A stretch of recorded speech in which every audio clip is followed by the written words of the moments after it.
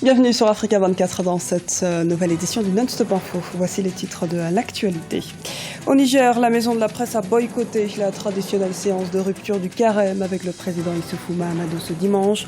Ces derniers protestent contre les violations répétées de la liberté de la presse dans le pays. L'État propose des avantages fiscaux aux entreprises en Côte d'Ivoire, des politiques fiscales qui se traduisent par l'adoption d'importantes mesures en faveur du secteur privé et des jeunes entrepreneurs. Il s'agit notamment d'allègements fiscaux, de lutte contre la fraude ou encore de rationalisation du système fiscal.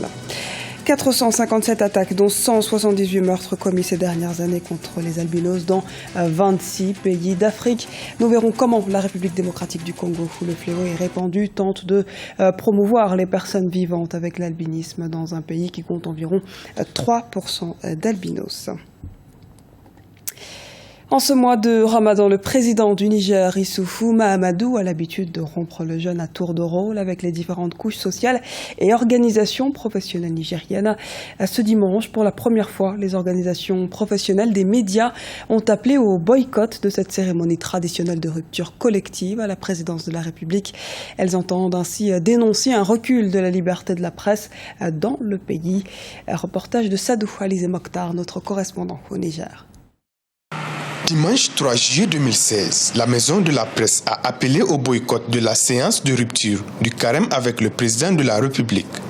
Cette organisation entend ainsi dénoncer les violations répétées de la liberté de la presse au Niger. Le boycott de la séance de rupture du carême avec le président de la République n'a pas fait l'unanimité au sein de la corporation. Ça me fait de la peine de le dire, un échec pour la maison de la presse. C'est l'échec du mot d'ordre de boycott que la maison de la presse a lancé. Moi, je peux comprendre les raisons invoquées par la maison de la presse. Mais est-ce qu'il fallait pour autant, n'est-ce pas, boycotter une cérémonie qui a lieu tous les ans? Moi, j'ai dit non. Moi, j'avais dit que non, cette cérémonie, c'était l'occasion de partir rencontrer le président de la République d'ailleurs et de lui exprimer les vives protestations de la maison de la presse. Parce que c'est une cérémonie qui est coutumière. C'est l'occasion pour tous les responsables de la maison de la presse de partir de dire c'est par respect au président que nous sommes venus.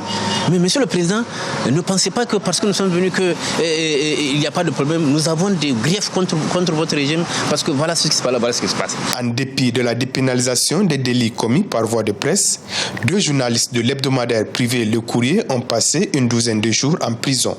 Placés sous mandat de dépôt, ils ont été jugés et condamnés à 6 mois de prison. Au cours du mois de Ramadan, la correspondante de TV5 Monde au Niger, Nathalie Prévost, s'est aussi vue retirer son accréditation. Selon Baba Alpha, président de la Maison de la Presse, cette vague d'arrestations et d'intimidation à l'égard des journalistes constitue une remise en cause de la liberté de la presse. Nous avons estimé qu'il faut poser un acte fort qui va interpeller le président de la République et nous avons trouvé comme acte le boycott donc, de la rupture collective au palais de la présidence. Ils ont fait du remplissage avec les agents du ministère de la Communication, du CSC et des médias publics. C'est tout. Mais les véritables acteurs des médias nigériens n'étaient pas à la rupture collective avec le président de la République. Nous avons les invitations qui ont été envoyées. Voilà, nous pouvons vous donner les invitations qui ont été envoyées aux 19 organisations membres de la Maison de la Presse. Aucune de ces organisations n'est venue retirer sa carte. Ça, c'est déjà un élément d'appréciation. L'arrivée au pouvoir en 2011 du président Issoufou Mahamadou avait laissé espérer un vent de liberté sur la presse avec la signature de la déclaration de la montagne de la table. Cet acte mémorable a fait du chef de l'État nigérien le premier président en exercice à avoir adopté cette déclaration de portée mondiale. Selon le classement de la liberté de presse établi par Reporters sans frontières, le Niger a perdu 5 points par rapport à 2015 et occupe la 52e place en 2016. Relations bilatérales Congo-Chine. Le président congolais Denis Sassou Nguesso est en visite d'État à Pékin du 4 au 8 juillet sur l'invitation de son homologue chinois Xi Jinping. Cette visite est la 2e du genre effectuée par le chef de l'État en l'espace de 3 ans et le tout premier hors du continent africain depuis son élection en mars 2016. La coopération sino-congolaise est déjà concrétisée par le biais de plusieurs accords dans divers domaines tels que la construction d'infrastructures de base, la protection environnementale, la santé, l'éducation ou encore la culture. Le Congo est, rappelons-le, le 6e partenaire commercial de la Chine en Afrique. La Côte d'Ivoire vise l'émergence à l'horizon 2020. L'industrialisation et la diversification de l'économie ivoirienne vers des activités à plus forte valeur ajoutée contribueront à une croissance durable et inclusive. Des mesures de soutien adaptées aux petites et moyennes entreprises, à l'innovation ainsi qu'au développement des compétences sont ainsi mises en place afin d'atteindre cet objectif. Explication d'Omo Galsomba. Dans le but de soutenir la croissance économique et de développer l'employabilité des jeunes en Côte d'Ivoire, le gouvernement a engagé des réformes fiscales. Les mesures prises par le projet annexe fiscal 2016 sont entre autres le soutien aux entreprises, le renforcement des moyens de l'État, la rationalisation et la modernisation du dispositif fiscal. L'État propose également aux entreprises ivoiriennes, pendant 2 ans, à compter de la date de création, une réduction de 25% de l'impôt foncier. Une enveloppe de 3,7 milliards de francs CFA a été dégagée par le gouvernement pour la mise en œuvre de ce projet. Nous avons tenu à lancer un appel à toutes les entreprises nationales et internationales pour leur dire que embaucher les jeunes aujourd'hui en Côte d'Ivoire donne droit à des facilités. Et les entreprises sont gagnantes et l'État est gagnant dans la mesure où ces jeunes sont pris en compte au niveau de leur embauche. Dans le cadre de sa politique de lutte contre le chômage, la Côte d'Ivoire s'est dotée d'un dispositif fiscal d'incitation à la formation, à l'apprentissage et à l'embauche des jeunes. Cependant, la crise politique que le pays a connue a augmenté le nombre de chômeurs. Entre 2014 et 2015, seules 48 entreprises ont bénéficié d'une subvention d'une valeur de 1,63 milliard de francs CFA sur 2126 emplois créés. 15 ans de prison ferme ou une peine plus clémente en raison de circonstances atténuantes. La question reste en suspens. Le champion paralympique sud-africain Oscar Pistorius pourrait retourner mercredi en prison 3 ans après le meurtre de sa petite amie Riva Steenkamp. La famille de la victime attend avec impatience que justice soit faite. Les précisions à Didelette Merabel-Bissou. Le champion paralympique sud-africain Oscar Pistorius va connaître sa peine ce 6 juillet 2016 pour le meurtre de sa petite amie Riva Steenkamp. 3 ans après le drame qui a coûté la vie à l'ex-mannequin de 29 ans, l'athlète risque 15 ans de prison ferme à défaut d'une peine plus clémente en raison de circonstances atténuantes. L'accusé a perdu tous ses biens, sa carrière est terminée. Oscar Pistorius ne pourra plus jamais compétir. Il s'est lui-même puni et va se punir le reste de sa vie, bien plus qu'un tribunal ne pourrait le faire. Lors de son procès en première instance en 2013, Oscar Pistorius, dans son témoignage, a expliqué avoir tué sa petite amie par erreur en la prenant pour un cambrioleur caché dans les toilettes. La juge l'avait alors condamné à 5 ans de prison pour homicide involontaire.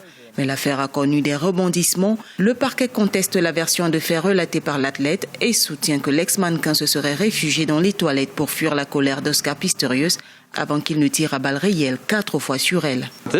Madame la juge, ce que le tribunal peut faire dans sa décision, c'est de faire en sorte que les gens ne se comportent pas comme cet accusé. S'armant, décidant de tirer sur une personne se trouvant dans une salle de bain. Marcher jusqu'à la salle, tirant 4 coups dans une petite cabine alors qu'il n'y avait aucun danger pour lui. La décision de ce tribunal devrait dissuader les gens d'agir ainsi, Madame la juge.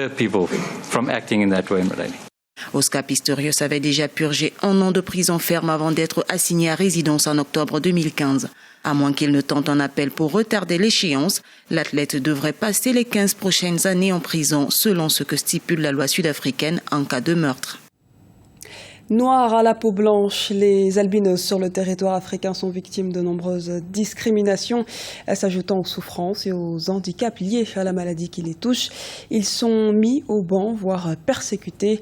La République démocratique du Congo cherche à mettre fin à ces pratiques et c'est en tout cas le combat quotidien de Yann Mambo, un albinos réalisateur.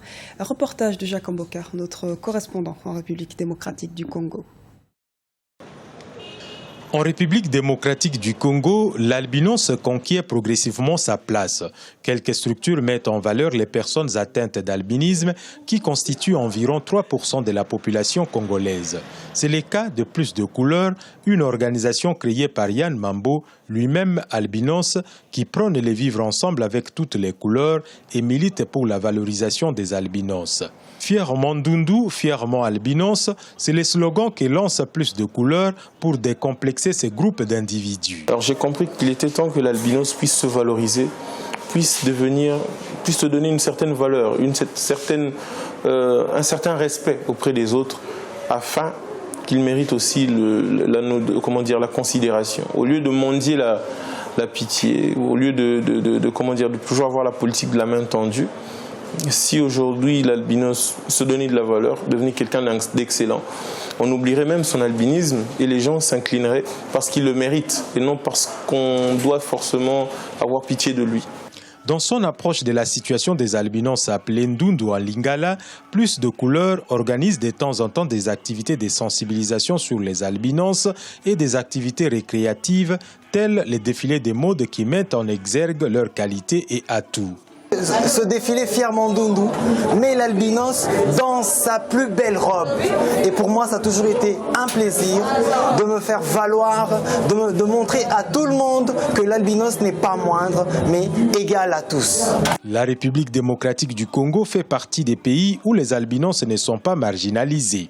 Bon nombre d'entre eux réussissent à exceller dans les différents domaines de la société. C'est le cas de Yann Mambo, qui est un réalisateur de renommée. Faisant face au problème de pigmentation des peaux, les albinos congolais ont toujours lancé un appel aux autorités du pays pour un accès facile aux produits curatifs. C'était le journal de la rédaction. Merci de nous avoir suivis. Retrouvez dans un instant une nouvelle édition de l'actualité sur Africa 24.